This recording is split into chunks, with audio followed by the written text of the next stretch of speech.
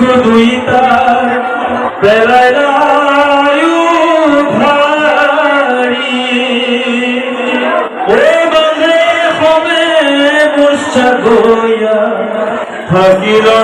করি কারণে কঙ্কর কাটিবা পথে সগর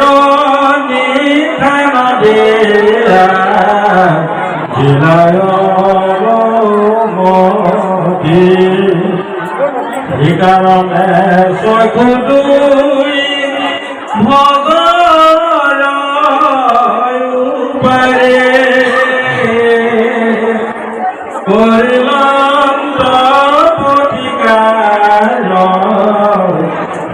মনোকারী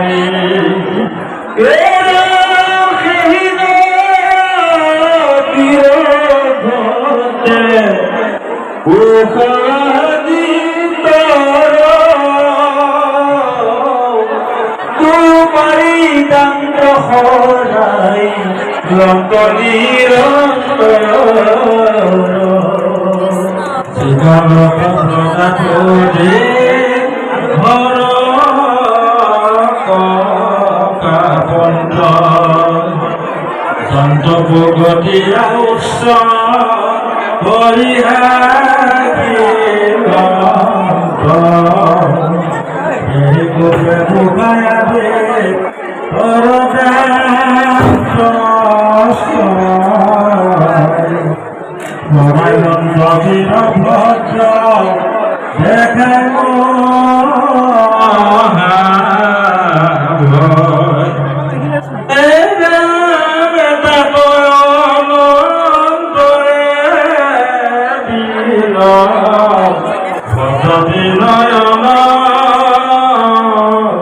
মহাবুদ্ধে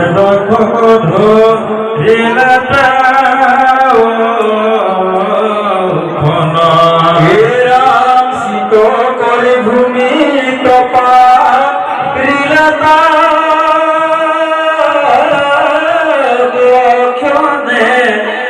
হৃদয় তব কিরত অভাবী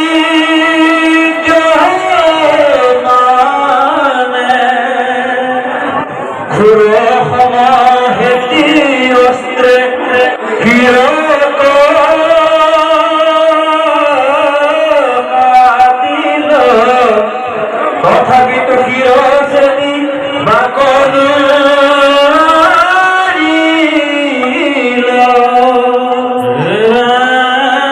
মানু কবে অস্তে কষ্টে অভিঘে গৌরী পহারিলা দক্ষ করি রত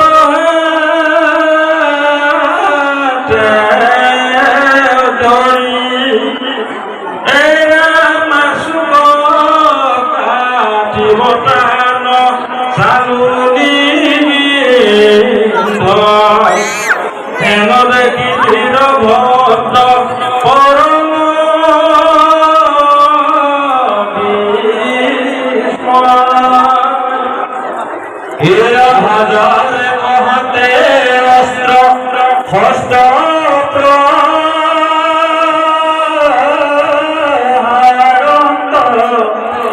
সালু জীবন ভয় মাত্র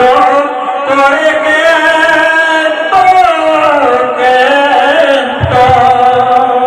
আচৰিত ঘটনা ইমান চোকা অস্ত্ৰৰে প্ৰহাৰ কৰিছে পুৰসম বুলি কৈছে পুৰসম অস্ত্ৰেৰে ডিঙিত কাটিলেও কাটিব নোৱাৰে আনকি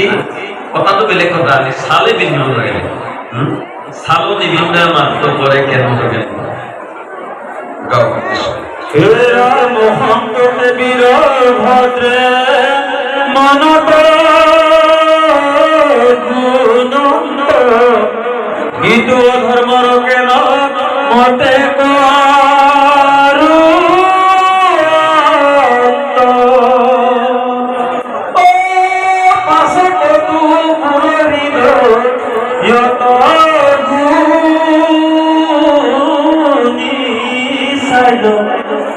দক্ষৰ মায়া মনতে বুনি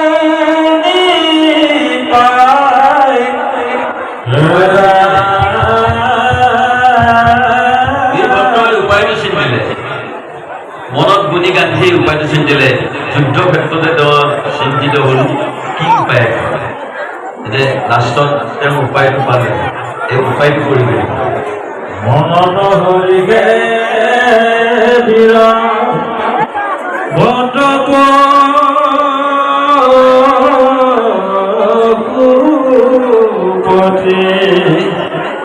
দক্ষ বধ উপায়ক জানিলা উপপতি যেন পশুগণ মুছৰি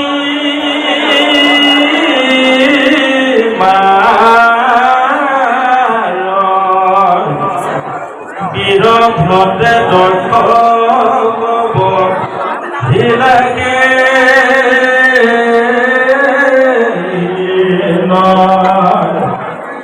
সিন্দিলন্ত গল আখি মুছৰ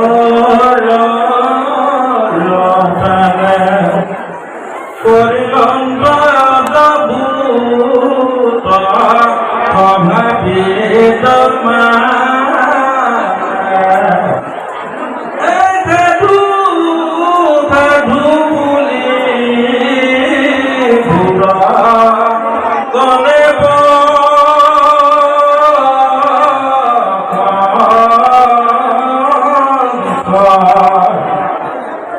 জয় বীর ভট বলে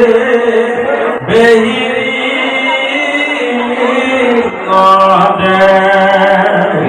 রাম ঋষিগণ আদি করি করে হাহাকার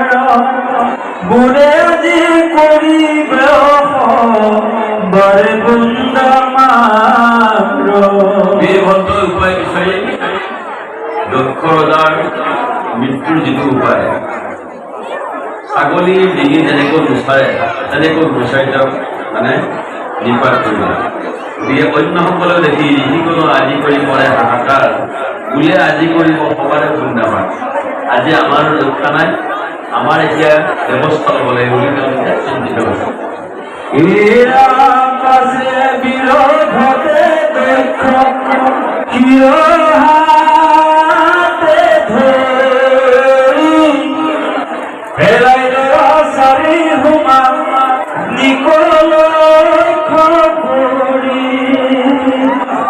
অনুদেৱতা কৰি সবে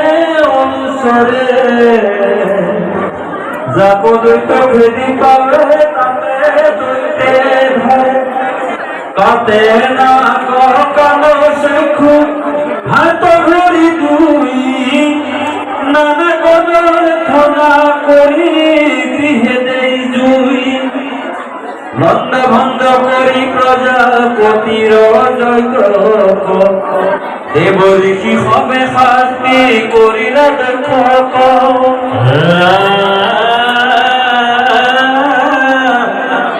পাছে বীৰ ভটে কেনা গণ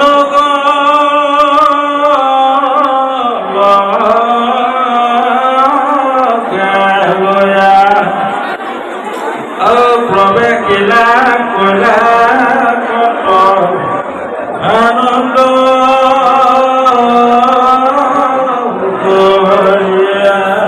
বীৰভদ্ৰই যি উদ্দেশ্যত আহিছিল দক্ষক বধ কৰিবলৈ তেওঁ দক্ষক বধ কৰাৰ যত্ন হৈ তেওঁ কৈলাশলৈ তেওঁ শিৱপ্ৰভুৰ ওচৰলৈ গতি কৰিলে শংকৰ প্ৰণামিয়া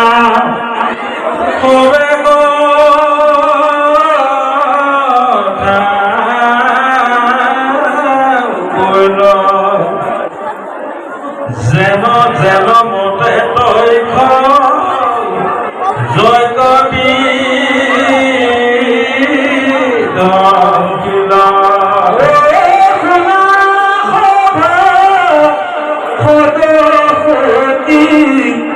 শংকৰ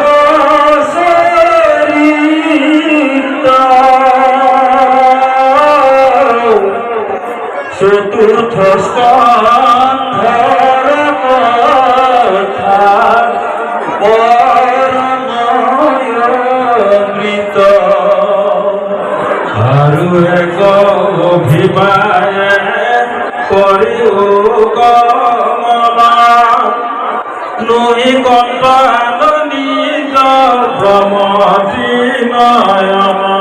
বেদ কিৰু ৰত্নেৰ গাত গাৱে নিৰন্তৰ কান্তে ভেদে মিলে দুঃখ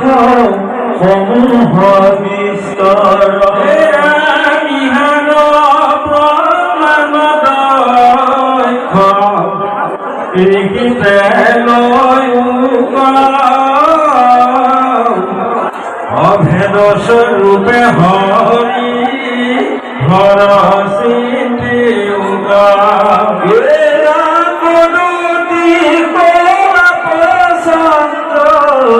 শংকৰ কি কৰ ৰচিলো পয়াৰ চৰিত্ৰ সুন্দৰ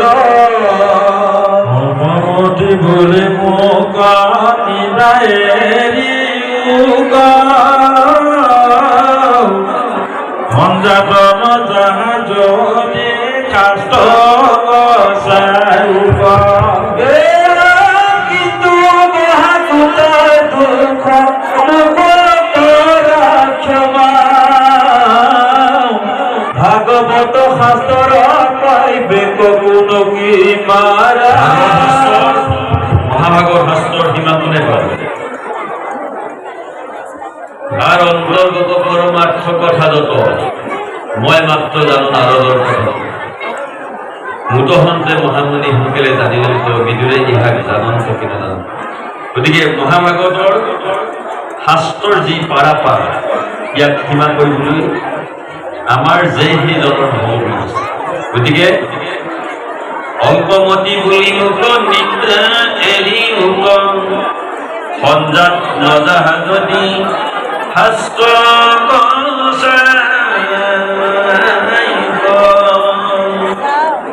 অল্পমতি বুলি মোৰ তাতে আপোনালোকে নিন্দা নকৰে এইবুলি কলাপ্ৰচণ্ড প্ৰভুৱে তেওঁ নিজৰ এই বক্তব্যত লিখনিত তেওঁ গোটেই সভাসকলক প্ৰাৰ্থনা কৰিছে তথাপি হে ৰাম তথাপি ৰচিলা মতিয়ে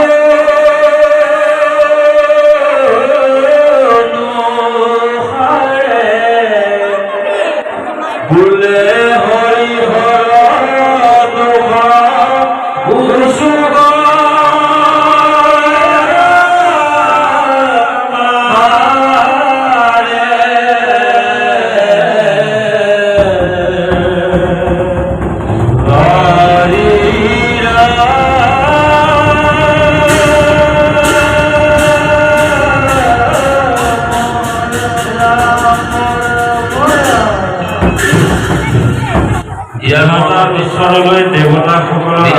ঈশ্বৰলৈ দেৱতাসকলৰ আগমন আৰু দেৱতা আদি জীৱন নিক্ষা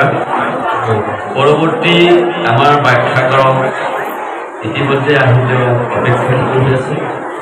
আমি শ্ৰোতাসকলক অপেক্ষাকৃত ব্যাখ্যাকাৰে নিশ্চয় আনন্দ প্ৰদান কৰিব আমি আজিলৈ ইমানতেই মেলানি ভাবিছোঁ ইয়াৰ পৰৱৰ্তী ব্যাখ্যাকাৰক আমি অভাজনে আহ্বান জনাইছোঁ তেখেতে আহি আসনত উপস্থিত হওক উপযুক্ত শাস্ত্ৰৰ আলাপত তেওঁৰ ব্যাখ্যাৰ মুখনি কৃষ্ণ হ'ব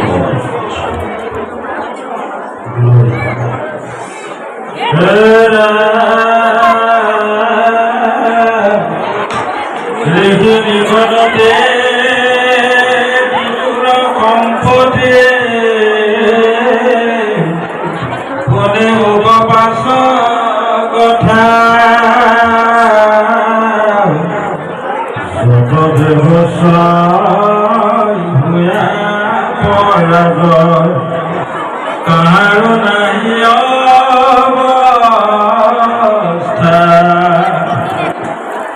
অস্তৰ বহাৰে যত দেৱতাৰে শৰীৰত ক্ষত বিক্ষত সিটো সমজাত নাছিল অক্ষত ঋতিজ কৰস্য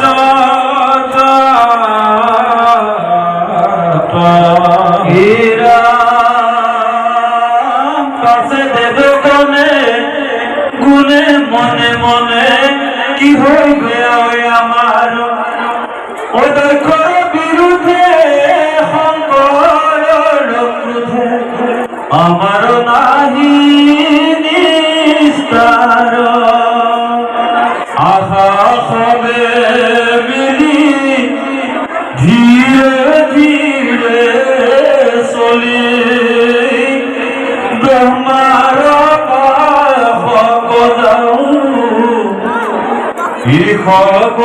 দূর গতি শরণ যুগতি তাহাতে পুষিয়া সাউ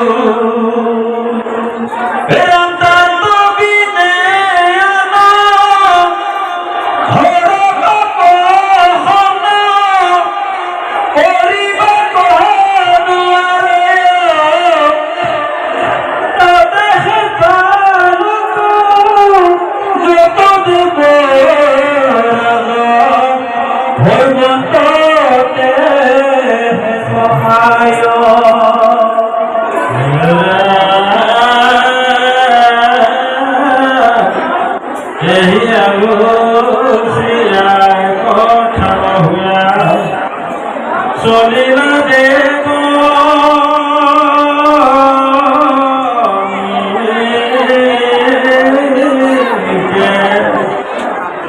জিঠা নত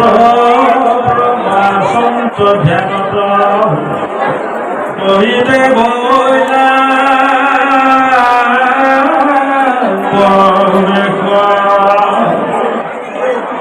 আমার শরণ করিলা বন্দন নবদেব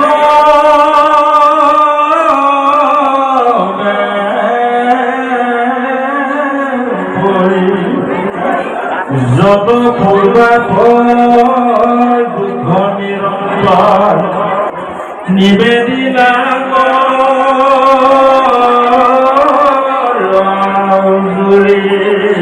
কৃষ্ণ কৃষ্ণ কৃষ্ণ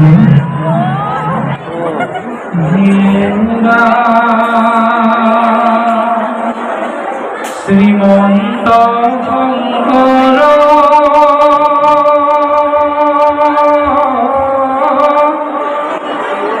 হরি ভক্তর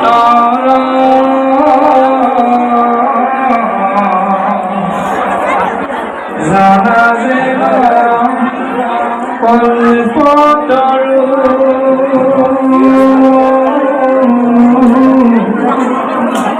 আহন্ত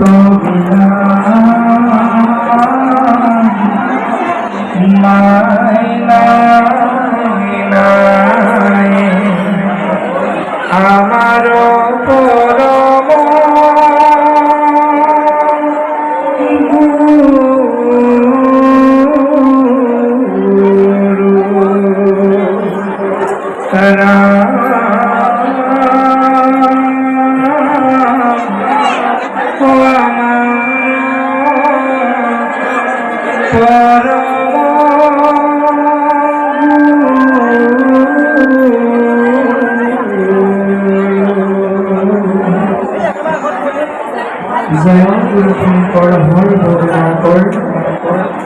जान के नहन के ऊपर तुम्हारी शरण तुम फटक बांध को बोलो हरदमा बांध को बोलो हरदमा बांध को बोलो हरदमा कृष्ण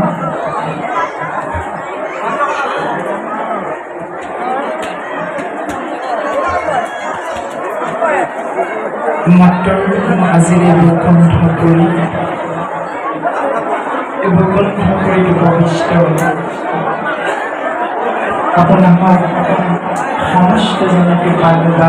বান্ধৱ আইনাত্ৰী আপোনাৰ চৰণ পংকজত আমি মহাধমে সৰ্বপ্ৰথমে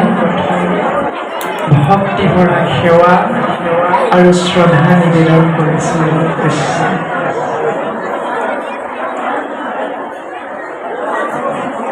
সচ্চিত আনন্দ স্বৰূপ সচ্চিদানন্দ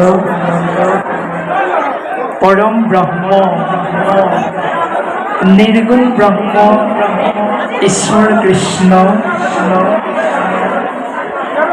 যিজনক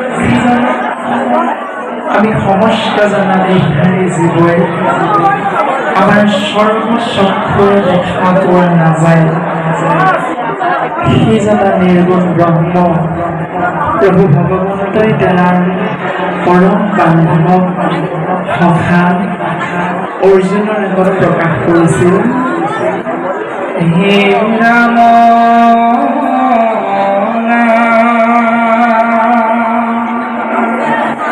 অৰ্জুনক সম্বোধি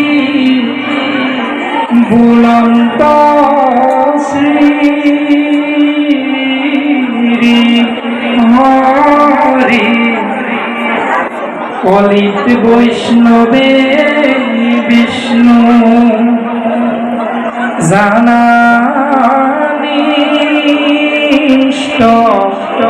কৰি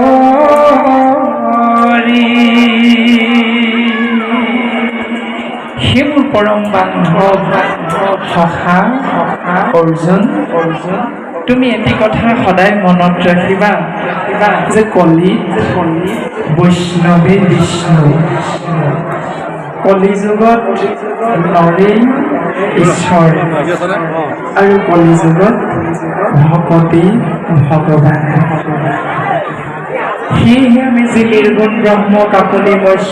চক্ষুৰে দেখা নাপাওঁ সেইজনা নিৰ্গুণ ব্ৰহ্ম কলিযুগত আপোনাক সমস্ত জনা দেহধাৰী জীৱ অৰ্থাৎ কলিযুগত আপোনাৰ সমতেই গুৰু দেৱ নাম আৰু ভকত এই চাৰি তত্ত্ব বিৰাজমান হৈ আছে সেয়েহে গুৰুজন বস্তুৱে আমাক প্ৰকাশ কৰিলে যে কলিযুগত ভকতি ভগৱান অৰ্থাৎ দেৱতো তীৰ্থটো কৰি ভকতে কেৱল ভকতক ভজিলে গোচয় কৰ্মজৰ অৰ্থাৎ কলিযুগত আপুনি মই কেনেবাকৈ যদি নিৰ্গুণ ব্ৰহ্ম ঈশ্বৰ কৃষ্ণৰ দ্বিতীয় বিগ্ৰহ চৈতন্যমূৰ্তি ভকতক ভগৱন্ত ৰূপে সেৱা কৰাৰ সৌভাগ্যৱন্ত কেনেবাকৈ যদি হওঁ তেতিয়াহ'লে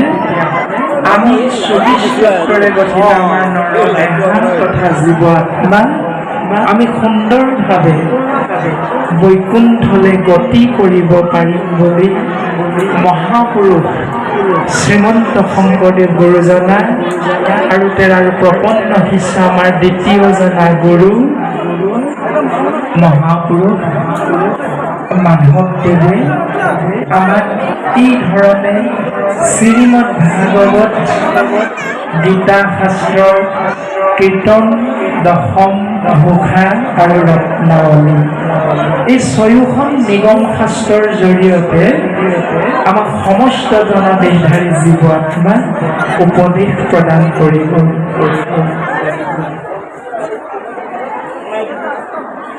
এবাৰ দেৱঋষি নাৰদ নিৰ্গুণ ব্ৰহ্ম ঈশ্বৰ কৃষ্ণ দৰ্শন পাবৰ হেতু বৈকুণ্ঠলৈ ওলাই গৈছিল আৰু তেৰাই বৈকুণ্ঠলৈ আহি থাকোঁতে কলিযুগৰ কেইজনমান অৰ্থাৎ মৰ্ত্যৰ কেইজনমান ভকতক তেৰাই দৰ্শন পালে আৰু ভকত কেইজনক দৰ্শন পোৱাৰ লগে লগে দেৱঋষি নাৰদ আৰু ভকতৰ মাজত কথোপকথন হ'ল। ভকতে প্ৰকাশ কৰিলে যে হে দেৱঋষি নাৰদ তুমি কোনফালে যোৱা তোমাক দৰ্শন পাই আজি আমাৰ জীৱন ধন্য হ'ল। কোৱাচোন তোমাৰ কুশল বাৰ্তা, এই ৩ তলকৰ বাতৰি, জীৱবিলাকৰ অৱস্থানো কেনে, তুমি আমাক অকণমান কৃপা কৰিবানে?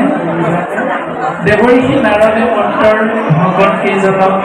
যথাসাধ্য তেৰা সমস্তই বুজিব পৰাকৈ প্ৰকাশ কৰিলে।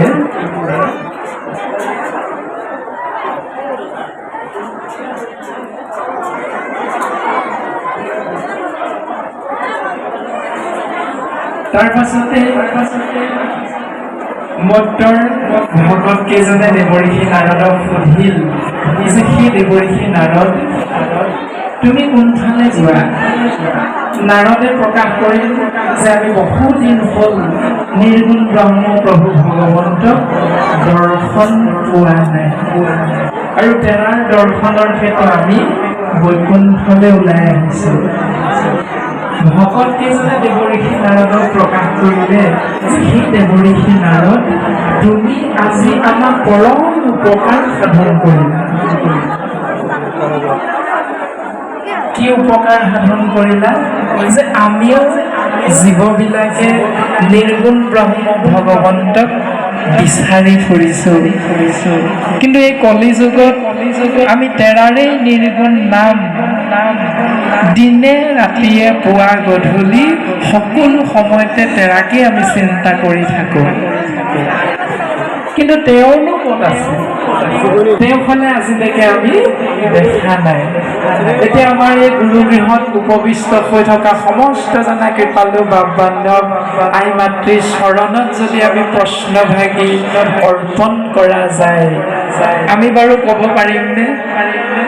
ভগৱন্ত ক'ত আছে? ভগৱন্তক আমি দেখা পাইছোনে নাই? এই প্ৰশ্নটোকেই যুগে যুগে জীৱ সমষ্টৰ মাজত চলি আহিছে যে প্ৰকৃততে ভগৱান ক'ত আছে, ভগৱন্তক আমি কেনেকৈ পাম? এই প্ৰশ্ন দেৱৰ্ষি নাৰদৰ আগত এই ভকত কেইজনে প্ৰকাশ কৰিলে যে তুমি যদি কেনেবাকৈ বৈকুণ্ঠত নিৰ্গুণ ব্ৰহ্ম ঈশ্বৰ কৃষ্ণক দৰ্শন পোৱা, হে দেৱৰ্ষি নাৰদ, তুমি আমাৰ এই গোহাৰিটো প্ৰভুৰ চৰণত অৰ্পণ কৰিবাচোন।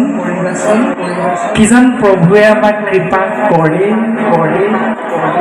তথা সময়ত দেৱৰ্ষি নাৰদ ভগৱন্তৰ সন্মুখত বৈকুণ্ঠত উপবিষ্ট হ'ল। আৰু ভগৱন্ত দেৱৰ্ষি নাৰদৰ মাজত কুশল বাৰ্তা কথোপকথন হ'ল, আৰু সদৌ শেষত দেৱৰ্ষি নাৰদে ভগৱন্তৰ আহি থাকোঁতে কেইজনমান মৰ্তত মই ভকতৰ মুখামুখি হ'লোঁ, আৰু সেই কেইজন তোমাৰ বোলে একান্ত ভকত। তেৰা সমস্তই তোমাৰ চৰণলৈ এভাগী গোহাৰি আমাৰ হাততে অৰ্পণ কৰিছে। দেৱৰ্ষি তুমি কোৱাচোন, ইমান সময়ে কিয় কোৱা নাই? মইতো ভকতৰ মনোৰথ পূৰণৰ হেতুৱে যুগে যুগে অৱতাৰ ধাৰণ কৰোঁ। দেৱৰ্ষি কোৱাচোন, মোৰ ভকতসকলেনো মোৰ বাবে কি বাৰ্তা প্ৰেৰণ কৰিছে? দেৱৰ্ষি নাৰদে প্ৰকাশ কৰিলে যে প্ৰভু,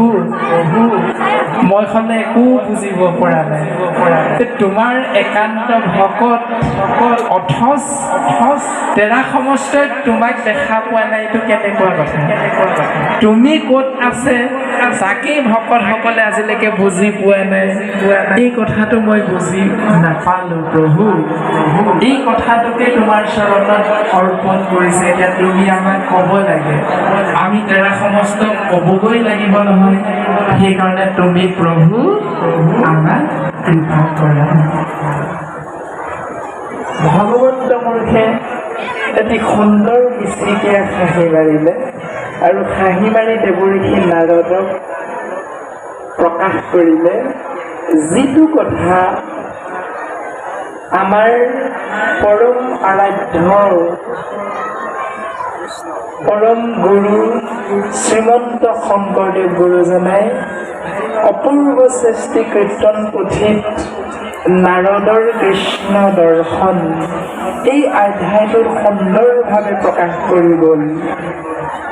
নাহম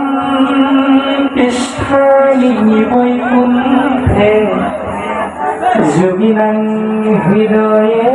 নশ্য মদ্ভক্তা যত্ৰ গায়ন্তি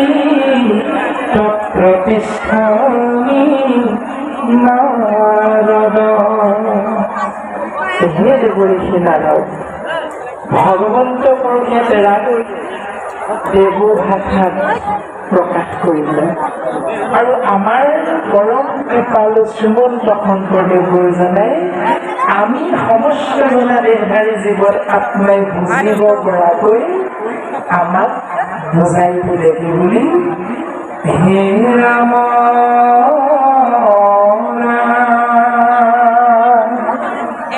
নাৰদ বিষ্ণু আসন্ত বৈকুণ্ঠ নাথাকো